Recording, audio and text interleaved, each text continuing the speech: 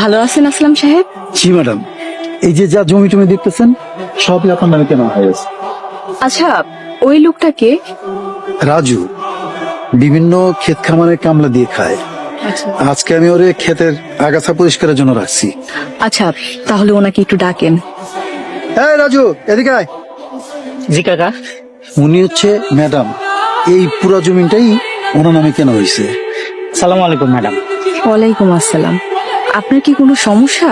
না তো ম্যাডাম, কোনো সমস্যা নাই। তাহলে আপনি নিচের দিকে তাকিয়ে আছেন কেন? পর্দা করতেছি ম্যাডাম। পর্দা করছেন মানে? পর্দা করা ফরজ। আল্লাহ তাআলা নারী পুরুষ দুইজনকে পর্দা করতে বলছেন। নারীদেরকে বলছেন তোমরা তোমাদেরকে ঢেকে রাখো, পুরুষদেরকে বলছেন তোমরা তোমাদের দৃষ্টি সংযত রাখো। তাই নারীর জন্য যেমন পর্দা করা ফরজ, পুরুষের জন্য দৃষ্টি সংযত রাখা ফরজ। আপনি আমার জন্য বেগানা নারী, তাই আপনার দিকে তাকাইতেছি না, কিছু মনে করেন না ম্যাডাম।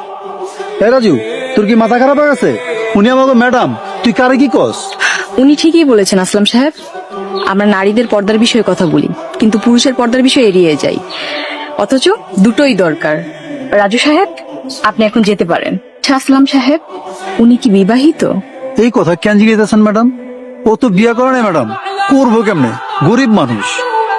ওর বাপে যখন ছিল অবস্থা ভালোই ছিল, এখন তো পেট চালাইতে কষ্ট হয়, বউ চালাবো কেমনে? আপনাকে এখানে নিয়ে আসার কারণ কি জানেন? আমি রাজু সাহেবের বিষয়ে জানতে চাই।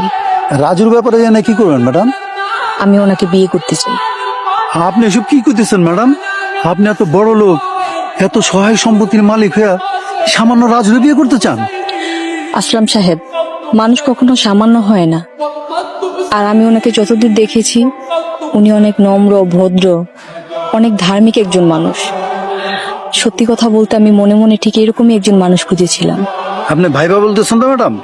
হ্যাঁ, আমি ভেবেই বলছি। কিন্তু এই বিয়ে তো সম্ভব না। কেন সম্ভব নয়? কেন? আপনি তো বড় লোক, রাজু বড় লোক পছন্দ করে না। বড় লোকে কি সমস্যা?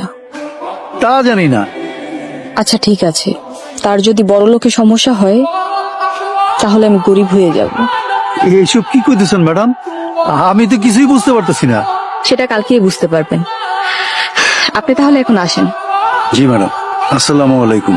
ওয়ালাইকুম আসসালাম। আসসালামু আলাইকুম কাকা। ওয়ালাইকুম আসসালাম। কি রে রাজু, আজকাল না তোর টাকা দেওয়ার কথা, টাকা কই? দিতাছি। এটা তুই কি দিতেছস? তোর কাছে টাকা পাবো 1,00,000, আর তুই আমার মাত্র 1,000 টাকা দিবি? হ্যাঁ দেখ রাজু, আমার লোকে কিন্তু তোর টাল টিপেটি করা চলবো না। আপনি তো জানেন কাকা, আব্বা বাইচা থাকতে তো আমাকে এত অভাব ছিল না। আব্বা মরে যাওয়ার পরে আমি এখন দিন আনি দিন খাই। একদিন কাম করলে 3 দিন কাম পাই না। আমার নিজেরই চলে না, ঋণ পরিশোধ করুন কেমনে? এটা তোর মরা বাপের যে জিগা, তোর বাপে টাকা না দিয়ে মরলো কেন? দেন কাকা, আমার মরা বাপরে নিয়ে কিছু কইবেন না। আপনি টাকা আমি পরিশোধ করে দিব। ঠিক আছে, তাহলে 1 টাকা দিবে আমারে। এখন কেমনে দিব? এখন তো আমার কাছে কোনো টাকা নাই। টাকা যদি না দিতে পারোস, তাহলে এই ভিটা বাড়ি ছেড়ে দে। কি কোন কাকা, 1,00,000 টাকার লোক ভিটা বাড়ি লিখে দিব?